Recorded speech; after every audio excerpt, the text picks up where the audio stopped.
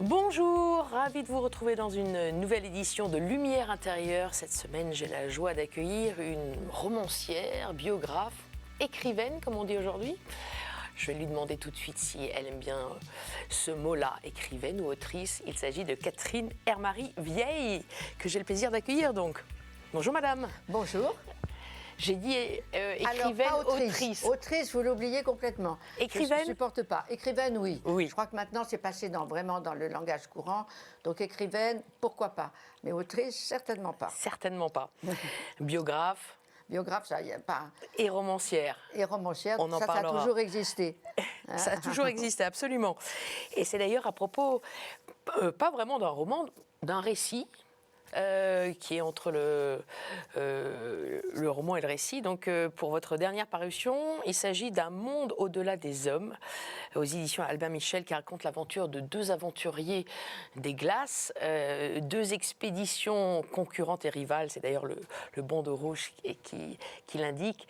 Cette concurrence entre Raoul Amundsen, le Norvégien qui a conquis le pôle Sud, et le Britannique Robert Scott,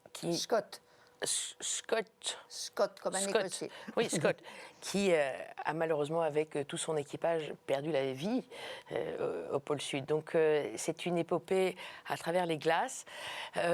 Pourquoi est-ce que vous avez choisi cette aventure-là, vous qui étiez plutôt coutumière, on en parlera, des pays chauds, de l'Orient? Pour justement m'engager sur une autre voie, pour suivre aussi des êtres hors du commun, suivre des héros. J'avais envie d'aller un petit peu, si vous voulez, au-delà de moi-même, et au lieu de raconter des histoires de la vie quotidienne, qui nous touchent tous, l'amour, les métiers, le siècle dont on parle beaucoup trop maintenant, tout d'un coup, j'avais en face de moi des hommes qui étaient animés d'un courage et d'une volonté de réussir extraordinaire, quitte à perdre la vie. Et ça m'a beaucoup, je me suis dit, on a besoin de ça. On a besoin dans ce moment de gens qui nous ouvrent une voie, qui nous montrent qu'on peut aller on peut se dépasser soi-même. On peut aller plus loin, en dépit des obstacles, en dépit de tout les chances qu'on a d'arriver ou de pas arriver. Il faut y aller, il faut oser. Et je le mets en exergue, il faut regarder toujours plus haut, toujours plus loin. Et ça, ils l'ont complètement réalisé. Mais pourquoi ces deux héros-là, particulièrement? Parce que c'est eux deux. Si je m'attachais à l'un, il fallait bien que je m'attache à l'autre. Ils sont partis en même temps. En premier? Moi, plutôt à Roald Amundsen, puisque le Norvégien, parce que c'est un professionnel. Vous savez, d'abord, il est né, il avait des skis aux pieds. Et puis ensuite, il avait déjà fait des exploits polaires avec le pôle Nord. Et puis, c'était un homme de volonté extraordinaire, un organisateur méticuleux. Il n'y avait pas un point de détail, et ce qui est capital dans ces expéditions, qui lui échappait.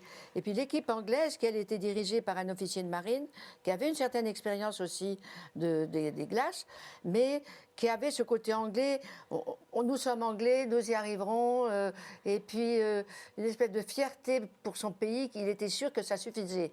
Malheureusement, ça ne suffisait pas parce que, vous savez, ces glaces et ces obstacles ne pardonnent pas. C'est un continent, l'Antarctique. Ce n'est pas comme l'Arctique qui est une plaque de glace.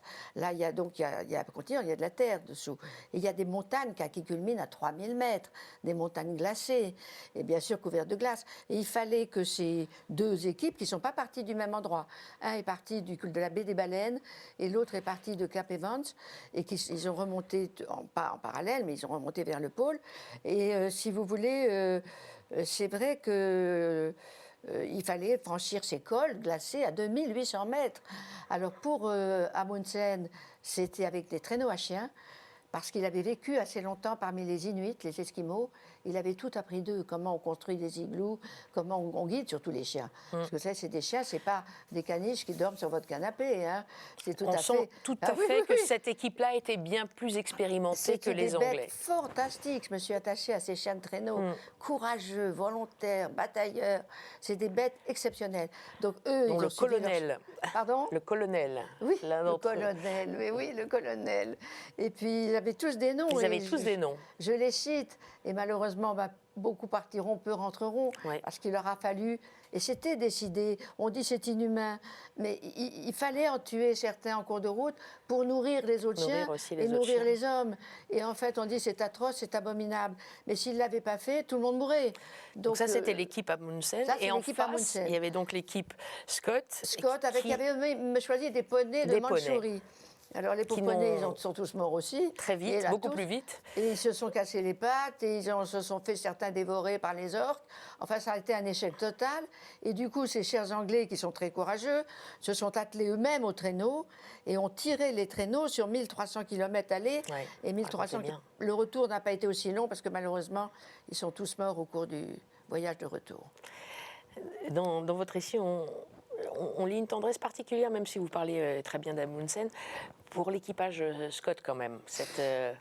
La fin Ce est tragique. défi et cette fin tragique, c'est Ah, et les très lettres poignant avec ces lettres. Les lettres que Scott écrit sont bouleversantes, absolument bouleversantes. Vous les avez consultées, comment avez-vous travaillé pour... Parce que chacun a laissé des journaux, on peut dire, un journal qu'ils écrivaient au jour le jour. Et la fin, Scott a écrit pratiquement jusqu'à sa mort. Hein. Et la fin est bouleversante parce qu'il se confie bien sûr à Dieu. Il a un petit garçon qui a 2 ans. Et il y a une espèce de sérénité à l'approche de la mort qui est due à sa foi, parce que c'est un homme très, très croyant. Il est pas épiscopalien, ça c'est américain, anglican. Et son équipe Église avec d'Angleterre. lui, il y a un jeune officier de cavalerie anglais qui a 32 ans, qui est un homme Powers. merveilleux aussi, un homme formidable, d'un courage inouï. Et pour éviter, parce qu'il n'y a plus de nourriture, il n'y a plus de chauffage, il partira seul dans la glace pour libérer un peu les autres, si vous voulez. Et il va mourir le jour de ses 32 ans, peut-être à 1 kilomètre, il n'a pas été beaucoup plus loin, il faisait moins 40. Et cet homme, je l'admire énormément. Et je lui ai dédié aussi le livre en dessous, parce que j'estime que ces actes de courage, et ça c'est très anglais, et c'est magnifique. Cet homme qui avait le pied gangréné et qui ne voulait pas handicaper davantage Voilà, exactement. les autres hommes. Il C'est un avait les pieds gelés, sacrifice. gangrénés. De toute façon, s'il avait survécu, il aurait fallu lui couper les 2 pieds. Pour un officier de cavalerie, c'était inenvisageable. Et pour marcher dans la glace, ça aurait été non, une fin tragique. Vous aviez consulté aussi les documents qu'on a trouvés quand même des années après, puisque cette double expédition a eu lieu en 1910.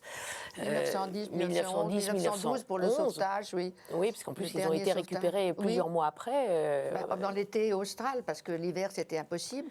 Et là, ils ont trouvé les 3 cadavres. 2 étaient morts, celui du jeune Anglais et d'un autre qui était mort plus tôt parce qu'il avait la gangrène et le scorbut.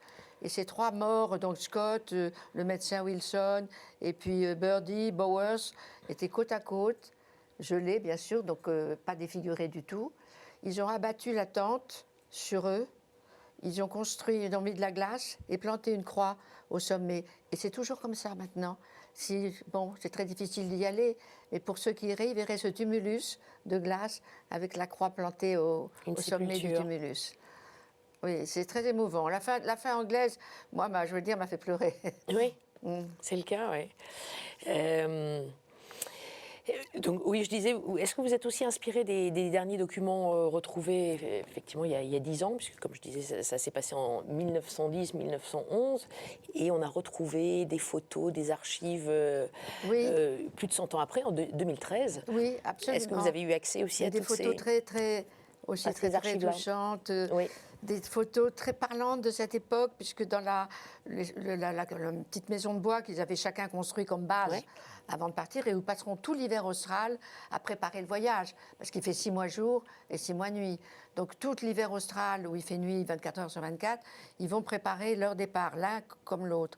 Et on a trouvé des photos d'eux à table, même des photos d'une petite fête où on voit un qui danse avec un chien chez Amundsen. Et puis il y a la vie de tous les jours dans ces... Et puis après, il y a la photo de Amundsen qui plante le drapeau norvégien et le drapeau de son bateau, le Fram, qui est un bateau extraordinaire. J'ai été à Oslo, j'ai vu Qui veut dire Fram. En avant, donc en norvégien. Avant, ça veut dire en avant, exactement. Et il a planté donc l'étendard du Fram à côté du drapeau norvégien. Et j'ai été à Oslo et c'est un bateau extraordinaire, le Fram. C'est un bateau tout arrondi pour ne pas se faire écraser par la glace. Et puis l'extérieur est en bois, mais à l'intérieur c'est doublé de métal pour que la glace. C'est un bateau fantastique. Et puis on voit les couchettes où ils ont dormi, le mess où ils ont pris leur repas, enfin le mess, la salle à manger. Et parce que chez les Norvégiens, tout le monde était mélangé. Il n'y avait aucune différence de caste. Alors que chez les Anglais, non. Les Anglais officiers ne prenaient pas leur repas avec les Anglais ordinaires. Ça, c'est très anglais, où les Anglais tiennent beaucoup à leur différence sociale. La hiérarchie, oui. Oui. Ce qui n'est pas le cas chez les Norvégiens. Dans l'équipe norvégienne, il y avait aussi un grand skieur. Un grand skieur. Oui, dans l'équipe norvégienne, ils ont pratiquement, à l'époque, un champion du monde de ski qui avait skié à Chamonix, qui allait. Alors, ce qui était très utile, c'est que, par exemple, quand ils sont arrivés au pied de cette énorme montagne, culminant à 3000 mètres, lui est parti sur ses skis à toute vitesse pour trouver un col, pour trouver un passage. Et il l'a trouvé. Mais donc, tout le monde l'a suivi, mais les Anglais ne pouvaient pas faire ça. Donc vous nous racontez comment. Donc vous êtes allé à Oslo, vous êtes allé aussi enquêter, puisque vous avez été journaliste, hein, on sent la journaliste qui enquête. Oui, j'ai au Liban, donc c'était pas tout à fait les mêmes conditions. Non. Mais j'adorais, moi, c'est aller par un moyen de transport quelconque jusqu'à la baie des Baleines, par exemple, au rivage. Et puis ensuite, traîneau, malheureusement, j'en serais incapable, mais peut-être en hélicoptère, et voir cette tente et cette croix sur la tente, ça doit être extrêmement émouvant, parce qu'on sait qu'ils sont là, ces trois héros anglais. Et puis alors à l'entrée, à Cap Evans, là où ils avaient leur bungalow, on a construit, alors là, on a élevé plutôt un mont beaucoup plus important. Et ça, il est à la mémoire de tous, pour glorifier ce courage qu'ils ont tous eu. Et on a de nouveau planté une croix. Si bien que du rivage, on voit cette grande croix dressée vers le ciel.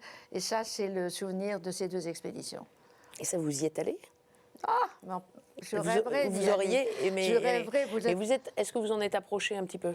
Non, j'ai jamais été plus loin que l'Afrique du Sud, mais c'est encore très loin.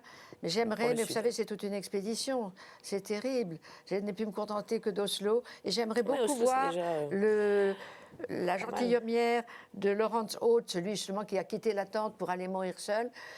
Sa famille avait une très jolie gentilhommière, pas loin de Londres. Et sa mère, qu'il adorait, la mère est morte avec lui pratiquement, psychologiquement et émotivement.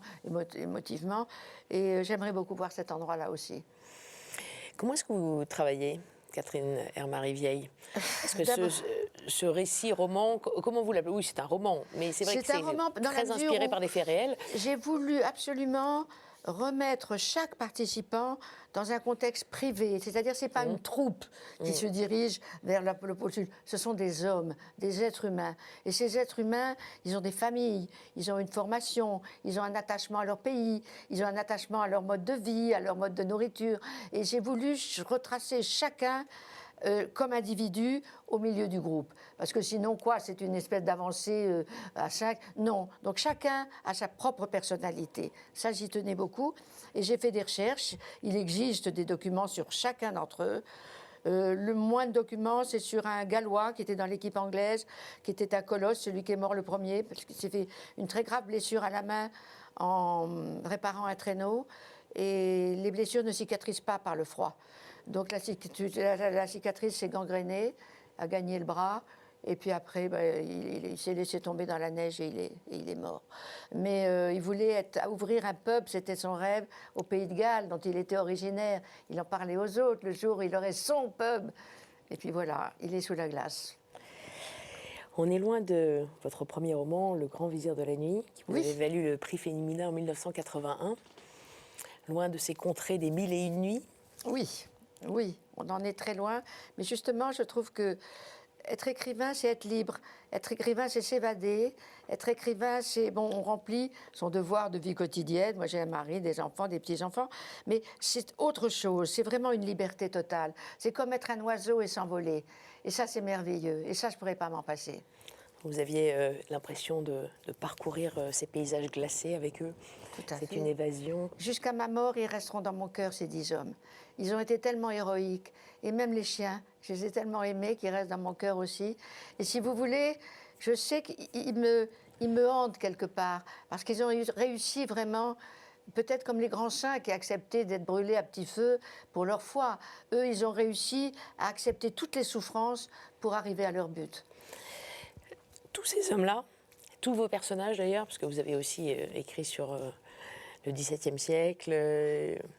Oui, tous les siècles. Après que même j'ai recréé, d'après des archives, la légende de Tristan et Iseult, qui se passe en l'an 1000. J'ai pas Et été tous vos au-delà. personnages vous accompagnent, Oui. ou particulièrement les derniers. Certains plus que d'autres. Certains plus que d'autres. Certains plus que d'autres. Donc oui. ceux-ci Ceci davantage peut-être parce que c'est peut-être. les derniers. Vous savez, c'est le petit dernier. Oui. Et les petits derniers, on les accueille, on les garde un peu plus accueille, on longtemps. s'en occupe, mais ils sont tellement exceptionnels que vraiment on ne peut pas les oublier. Deux hommes incroyables, un monde au-delà des hommes, donc une épopée dans l'Antarctique avec Roald Amundsen et Robert Scott, la fabuleuse épopée de deux expéditions rivales, Oui. Terra Nova et l'expédition du De la Fram. baie des Baleines, puisqu'ils avaient ancré le Fram à la baie des Baleines. Je vous propose de passer à la deuxième partie de cette émission, c'est la partie où je m'éclipse et je vais vous proposer 4 mots, à vous de me les commenter. Et je de les réponds à éclairer. qui si vous n'êtes plus là? Il y aura un écran à la Ah bon place. Voilà, vous Pas inquiétez la pas. pression de parler dans le vide. Non, vous m'entendrez et vous verrez des mots. À tout de suite. À tout de suite, merci.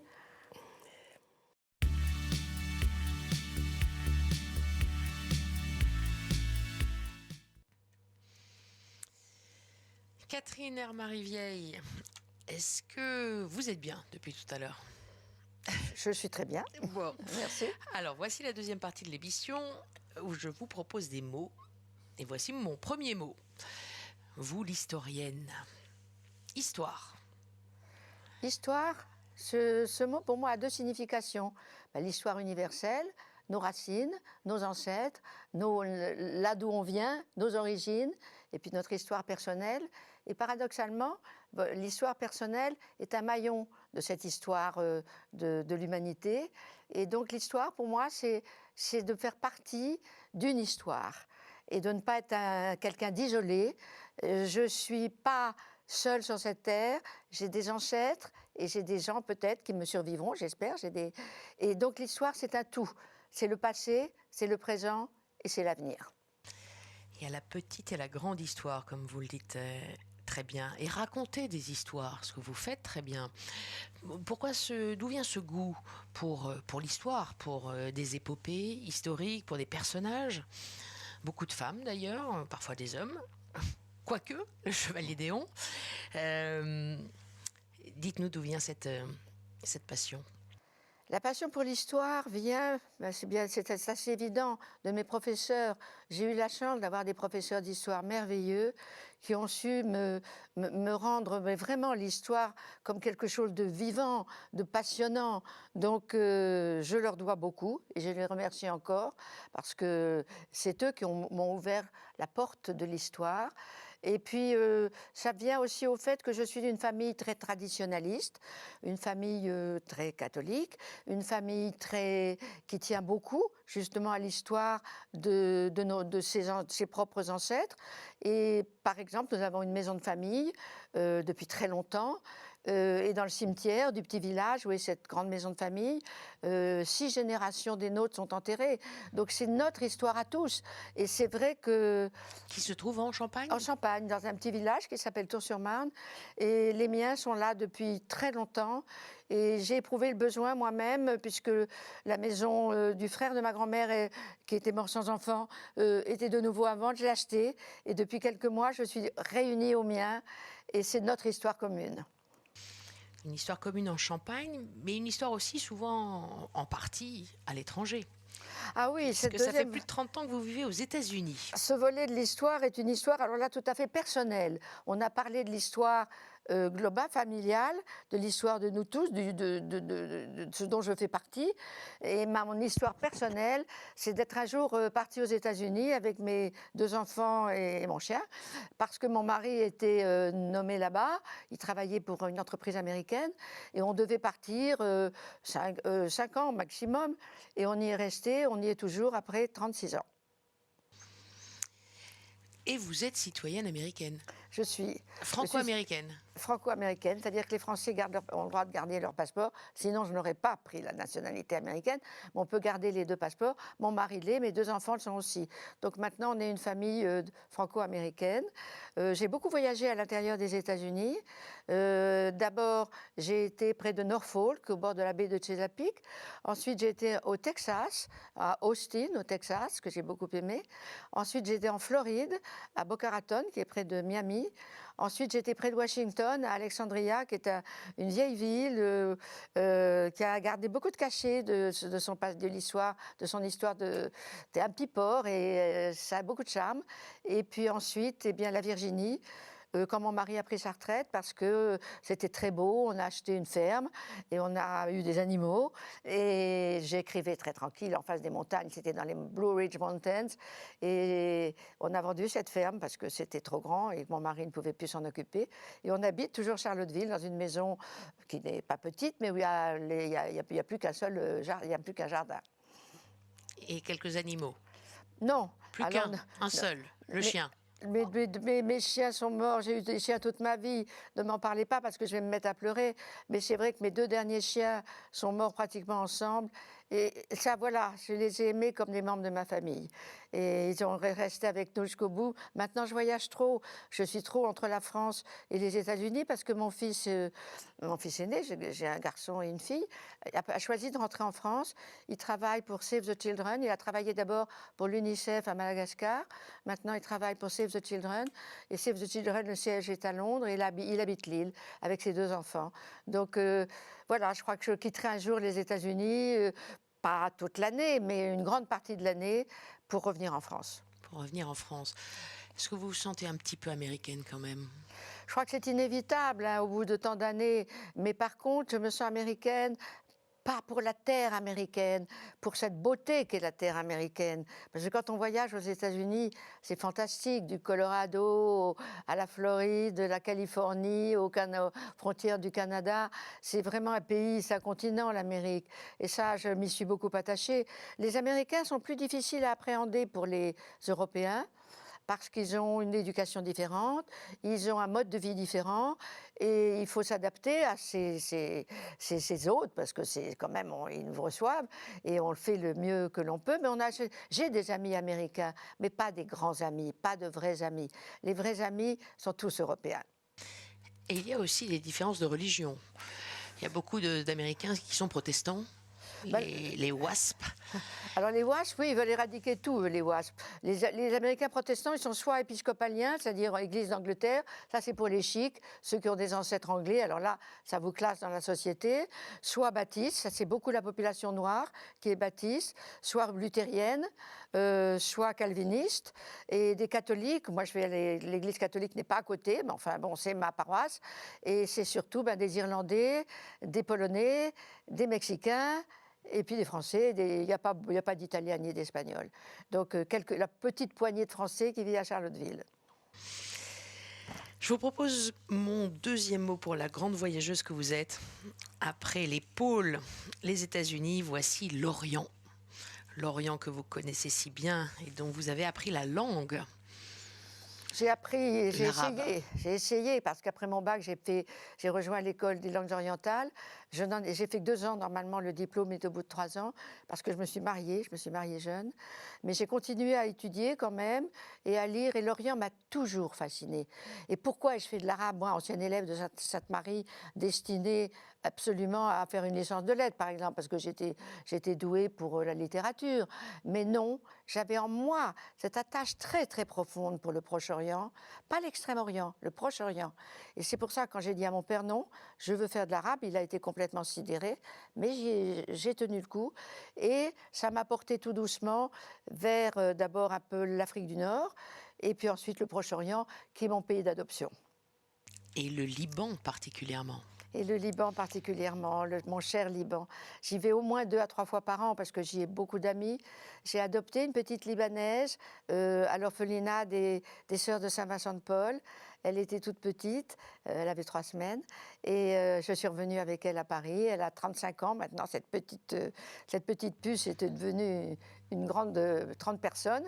Et j'ai quand même cette attache profonde de ma propre fille qui est libanaise, et puis beaucoup d'amis. Mais alors je dois dire, pour être tout à fait franche, que tous mes amis libanais sont chrétiens. Et je n'ai pas vécu vraiment dans la réalité libanaise, qui est un pays multireligieux. C'est-à-dire il y a les sunnites, il y a les chiites, il y a les Druzes. Les Druzes, bien sûr. Je connais très bien le chef des Druzes, Walid Jumblat, qui est un homme charmant, qui est un homme très érudit, qui parle très bien le français. Et alors là, on se sent comme si on a l'impression d'avoir grandi ensemble. Mais bon, à part lui, je ne connais pas la communauté. Ils vivent dans la montagne. Ce sont des montagnards, les Druzes. Et je n'ai pas eu l'occasion d'y aller. Mais j'ai des amis qui sont comme des frères pour moi au Liban. Votre fille s'appelle Yasmine Victoire. Vous l'avez donc adoptée, elle avait tout juste 3 semaines, et elle est issue d'une famille chiite. C'est ce qu'on m'a dit à Saint-Vincent-de-Paul, parce que vous savez, la mère... Et vous l'avez vite baptisée oui, comme chrétienne maronite, même dans une église... C'était la condition sine qua non, qu'elle devienne chrétienne, parce que la mère venait du Sud, donc elle n'était probablement pas chrétienne, mais elle n'a pas donné d'identité, c'était X. Et après, les religieuses, ces merveilleuses religieuses de Saint-Vincent-de-Paul m'ont dit, voilà, elle doit être baptisée. Et bien sûr que j'allais la baptiser, la question ne se posait pas. Elle a été baptisée à Notre-Dame du Liban à Paris.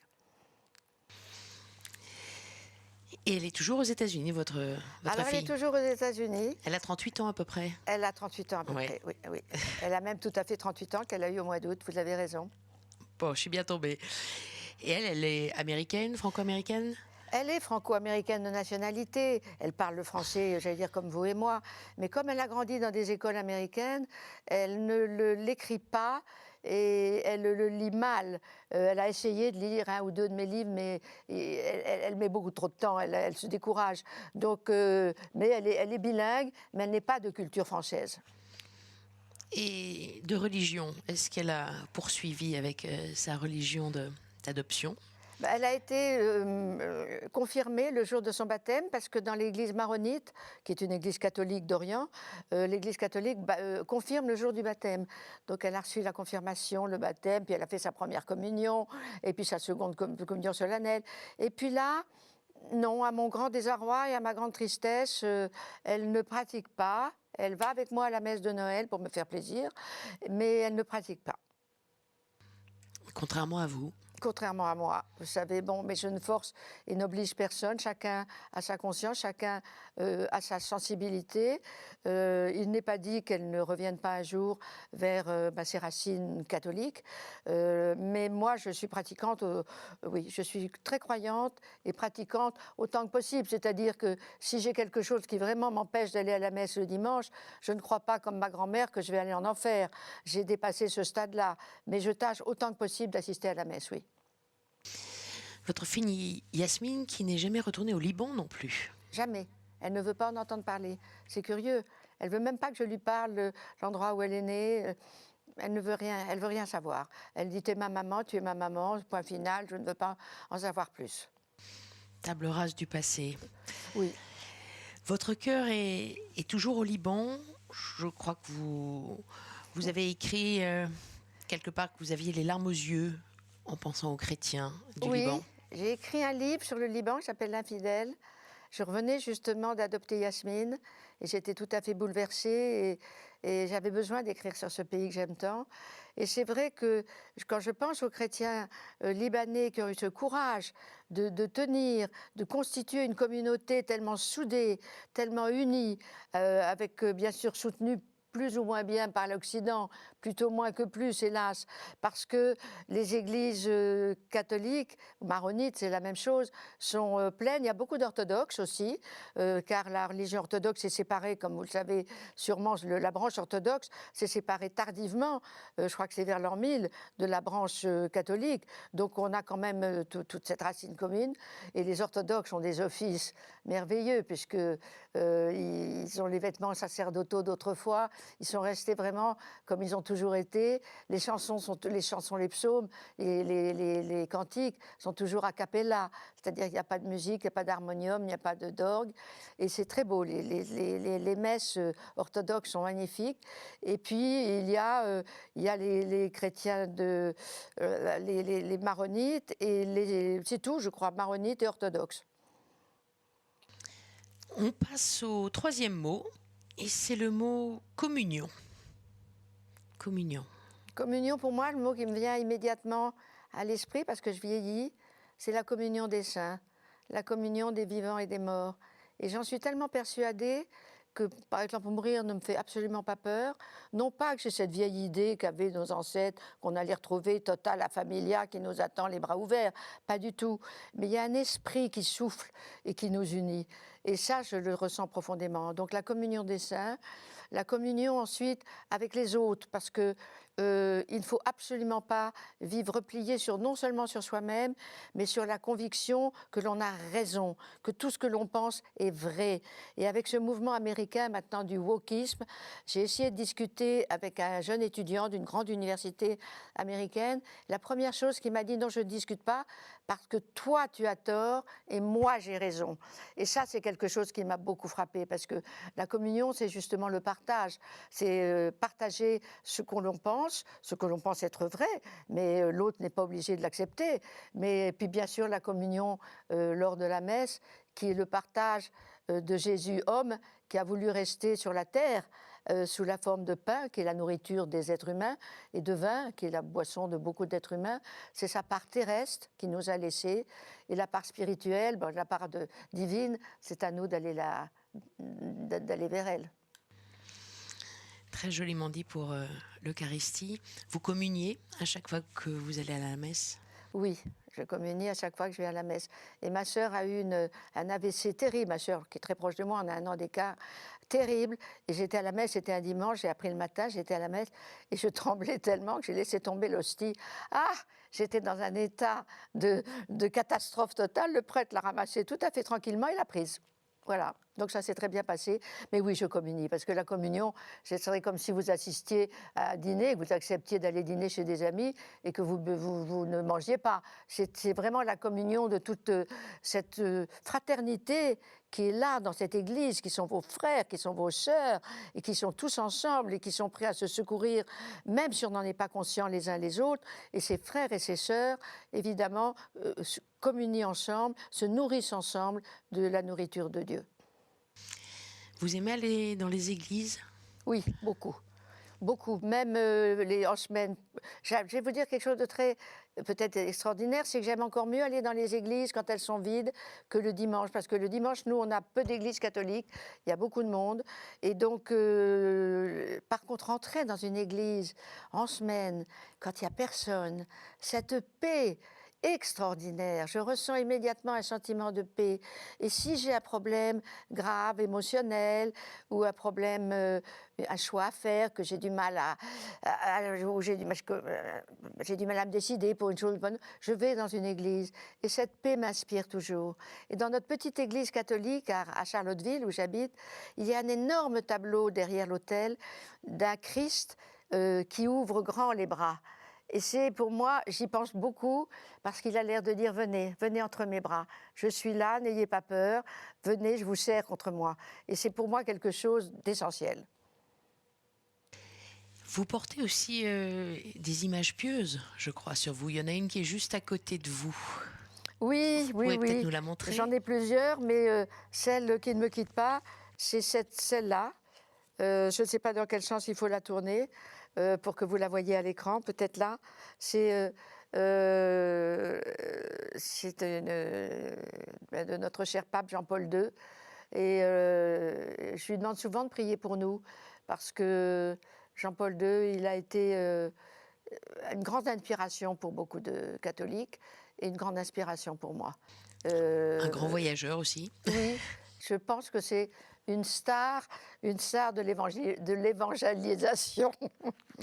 Et puis j'ai un petit chapelet, des petites médailles bénites. Non, c'est des petites choses, mais je ne dis pas du tout que c'est par bigoterie. C'est parce que ça me donne bêtement peut-être bêtement, un sentiment de sécurité, un sentiment d'avoir des gens, des êtres qui comptent énormément pour moi, qui restent proches de moi, que je sois dans le métro, dans l'autobus, dans l'avion, dans la rue, ils restent proches de moi. J'ai besoin de leur présence. Et pas uniquement, et donc les images, ces images toutes simples, ces images qui pourraient paraître très naïves, et je pourrais, aux yeux de beaucoup, sembler, vous savez, une de ces bigotes qui se mettaient un crucifix toujours énorme au-dessus de leur lit. Moi, j'ai un crucifix au-dessus de mon lit, bien entendu, mais j'ai surtout pris en Orient le goût des icônes.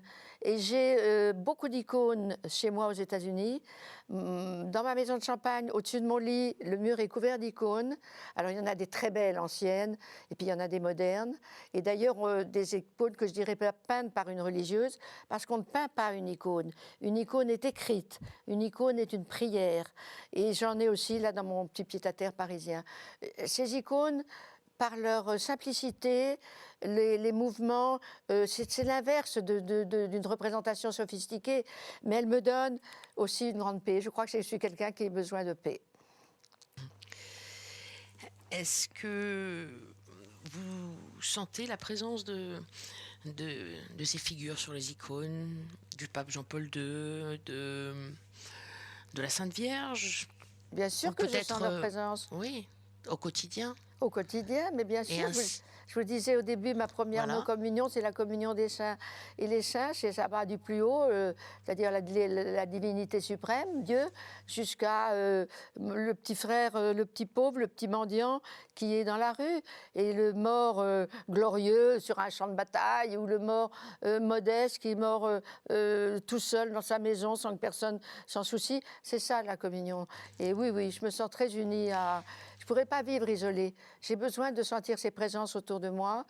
Et je sens, ça aussi, ça semble peut-être extrêmement naïf, je sens qu'elles sont avec moi quelque part. Pas du tout du genre fantôme, hein, pas du tout. Mais leur esprit, ce qu'elles avaient de meilleur en elles. Et pour moi, vous voyez, comme Dieu est lumière, et que nous sommes tous des petites émanations de la grande lumière, donc nous sommes tous et tous des petites parcelles du divin. Et ça, j'ai très bien réalisé ce côté lumière de Dieu, pas un Dieu barbu assis sur un nuage, mais la lumière qui a tout précédé et qui suivra tout. Quand Jésus, par exemple, a été transfiguré, il est redevenu lumière. Et là, on a vu que son corps humain, en fait, c'était comme nous, des bras, des jambes, mais qu'il était en fait la pure lumière. Et quand il a ressuscité et qu'il est monté aux cieux, il est redevenu la pure lumière, Dieu. Il était quand il était homme, mais il avait accepté de s'humilier en devenant homme, de descendre en prenant un corps humain, c'est-à-dire en devenant une minuscule petite lumière, alors qu'il était la lumière éternelle. Belle transition pour le 4e et dernier mot. Catherine Armand-Rivière, le mot miséricorde. Miséricorde, oui, bien sûr. Si tu ne pardonnez-moi comme je pardonne aux autres, si vous ne pardonnez pas à celui que vous croyez, parce que quelquefois on se fait des illusions, vous veut du mal ou pense du mal de vous, vous n'êtes pas chrétien. Le chrétien, c'est le pardon, c'est ne rien retenir de ce qui peut avoir été dit ou prononcé contre vous, parce que celui qui l'a dit ou prononcé n'en était peut-être même pas conscient. Et puis la miséricorde, c'est avoir pas pitié, j'aime pas ce mot de pitié, mais d'avoir ce sentiment de fraternité avec ceux qui n'ont rien. C'est pas dire moi j'ai un peu, je vais te donner un peu de ce que j'ai, mais c'est cette fraternité de dire toi, tu gis dans la rue, dans un caniveau, je ne peux malheureusement pas te bâtir une maison, te donner tout ce qu'il faut pour vivre dignement, je n'en ai pas les moyens, mais au fond de mon cœur, je partage ce que j'ai de meilleur avec toi. Et peut-être que tu le ressentiras un jour et que tu sentiras que cette affection, oui, cette affection t'est donnée par un frère humain. Et que l'affection des frères humains entre eux, nous sommes tous frères et sœurs, entraîne la miséricorde. Car il n'est pas possible d'avoir des amis, des gens qu'on aime, si on ne leur pardonne pas. L'absence de pardon, pour moi, c'est quelque chose de terrifiant. De garder de la rancune ou de la rancœur contre quelqu'un, c'est tout simplement pas possible. Vous avez tout pardonné à tout le monde ? Oui, oui. Oui, et j'ai gardé quelquefois un peu de rancœur contre certaines personnes qui n'avaient pas très bien agi envers moi. Et ensuite, j'ai essayé de faire un travail de recherche, moi qui suis une chercheuse quand j'écris des romans, de savoir pourquoi il ou elle avait agi ainsi. Et j'ai compris.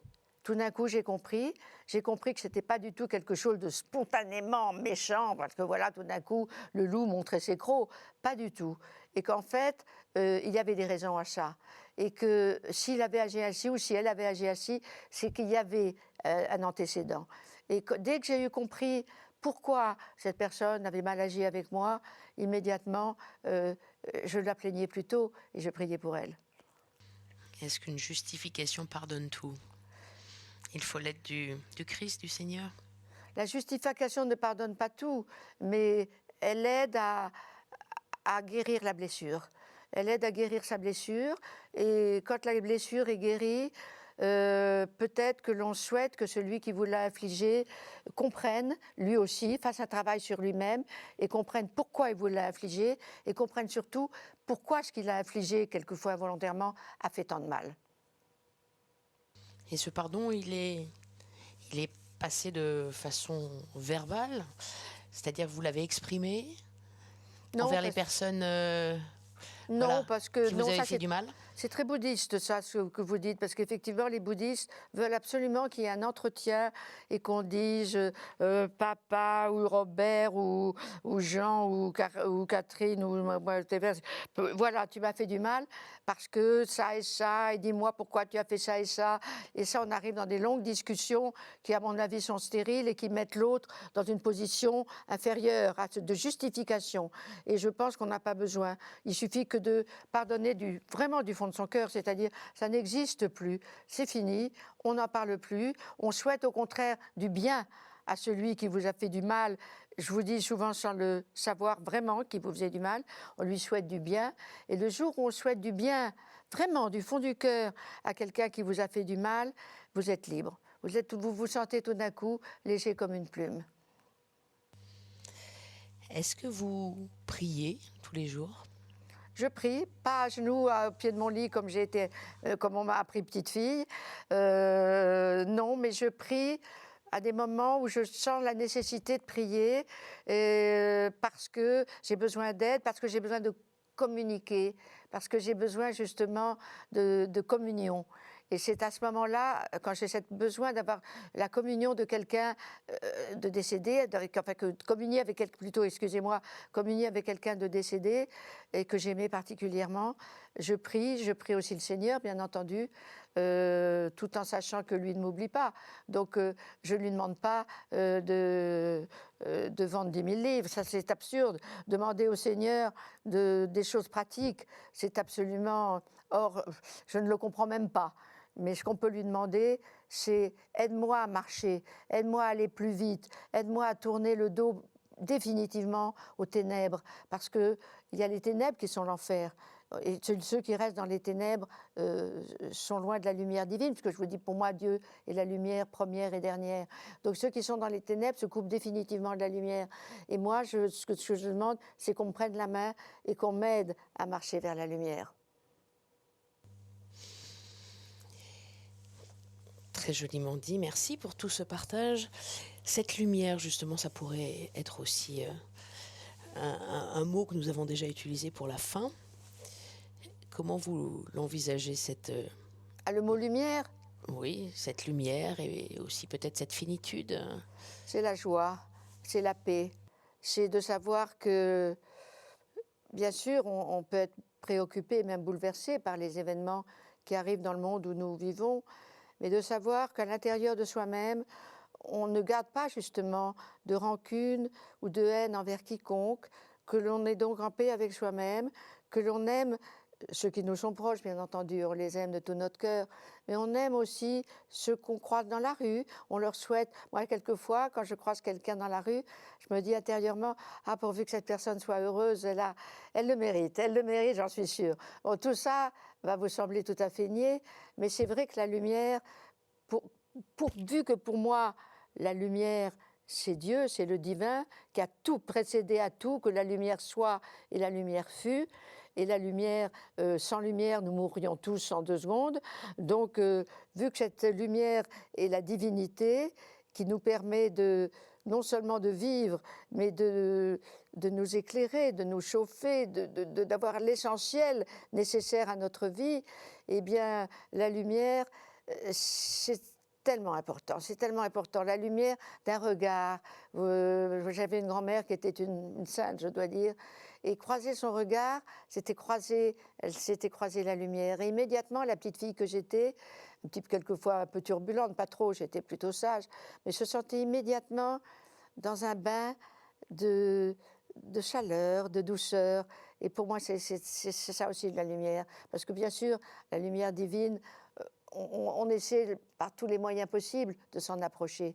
Mais il y a aussi la lumière intérieure. Et nous sommes nous-mêmes des grains de lumière. Et c'est ça, vers ça qu'il faut se tourner. Toi, tu n'es pas simplement des jambes, des bras, un nez, une bouche. Tu es aussi un petit peu de cette lumière éternelle, de la lumière divine.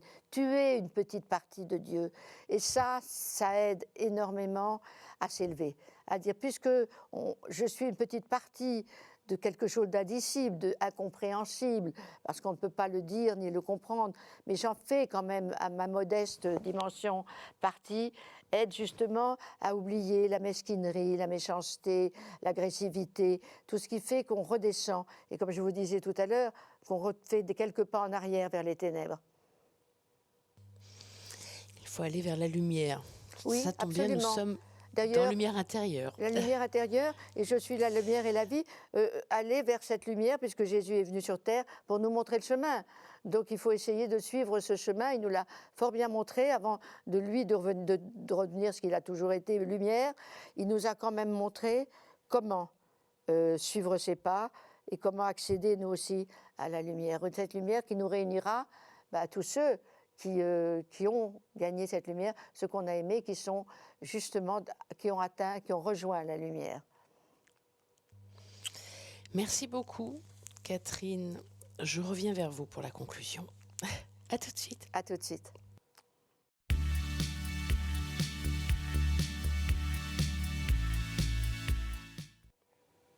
Oui, je suis de nouveau de retour en face de vous, Catherine Hermarie-Vieille. Alors, comment est-ce que vous avez vécu ce moment ? C'est un moment fort. C'est un moment surtout par le fait que vous êtes absente et que donc on s'adresse à soi-même finalement. On se parle à soi-même. C'est un moment fort parce que c'est un moment qui permet d'exprimer des choses qu'on n'exprime pas souvent. Parce que c'est rare ce genre de conversation, surtout dans notre monde moderne, où on vous parle sans arrêt des mêmes choses. Bon, la politique, les sports, les enfants, Bon, ça c'est très intéressant aussi, mais de pouvoir exprimer ce qu'on a au plus profond de soi-même. Moi j'ai une sœur, j'ai la chance d'avoir une sœur qui a juste 1 an de plus que moi, et qui on peut dire est une miraculée. Elle a une foi très très profonde, et on parle de ça, toutes les deux.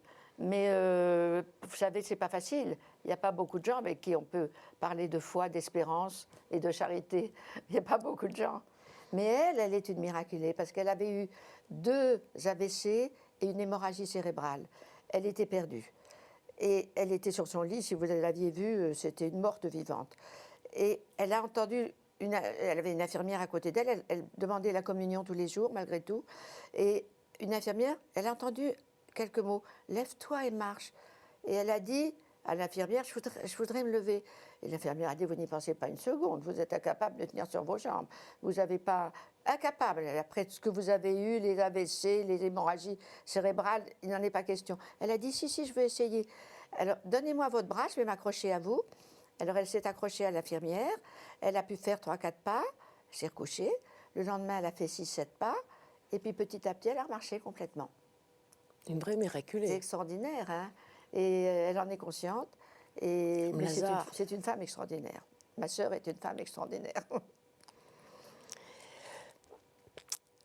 Tout comme ces hommes dont vous parlez, on va reboucler sur la promotion de votre livre. Un monde au-delà des hommes. D'ailleurs, ça me fait penser, un monde au-delà des hommes, c'est un monde avec Dieu. Oui, ces hommes, bien sûr. Est-ce qu'ils avaient la foi ? Certains, oui. Ils n'avaient pas tous la foi chevillée au corps. Certains avaient une foi très chevillée au corps, comme Scott. comme le docteur Wilson, qui était son bras droit, comme le petit bird, on l'appelait Birdie, c'est-à-dire petit oiseau. Et plus parce du qu'il côté anglais. Il était tout petit et menu, oui. Mais c'est plus du côté Ben, anglais, les l'expédition autres sont anglaise. luthériens. Donc c'est une foi Exactement. qui n'est pas émotionnelle du tout. Ils ont sûrement la foi, mais ce sont des foi entièrement à l'intérieur. On n'exprime pas sa foi. Ça ne se fait pas. Et donc les luthériens sont très durs. Vous savez, les offices luthériens, ce n'est pas très joyeux. Eh bien, ils ont cette foi silencieuse, totalement silencieuse. Une foi silencieuse. Ils n'expriment pas. Et ce sont eux qui ont survécu. Oui. Ce sont eux qui ont survécu. Parce que bon, on Mais peut l'expédition britannique a... On ne peut pas mêler, vous savez, Dieu à tout. Ces hommes ont voulu conquérir l'Antarctique. Bon, Dieu ne pouvait pas les prendre sous les bras pour les amener à l'Antarctique. Ça, c'est des révisions naïves. C'est-à-dire c'était sur eux seuls et sur la préparation de Bien leur sûr. expédition qu'ils pouvaient compter. S'ils avaient mal préparé leur expédition, ils n'y arriveraient pas. Et ça, où on voit qu'il ne faut pas non plus demander à Dieu des choses dans lesquelles il n'est pas du tout mêlé. Vous n'allez pas Exactement. demander à Dieu. Et les bouddhistes, pour ça, j'y reviens, parce que j'ai lu beaucoup d'ouvrages bouddhistes, disent toujours, et j'y pense souvent, ceci est parce que cela est. C'est-à-dire parce que vous avez eu telle éducation, tel parent, que vous êtes qui vous êtes. La loi de cause à effet. Sinon, vous ne seriez pas ce que vous êtes. Oui. Donc, il y a une chaîne. Vous êtes vous parce que cela a été avant vous. En tout cas, un grand merci, Catherine Hermary-Vieille, pour toutes vos lumières, pour votre lumière intérieure. Dans Lumière intérieure, je rappelle le titre de votre ouvrage, Un monde au-delà des hommes, aux éditions Albin Michel.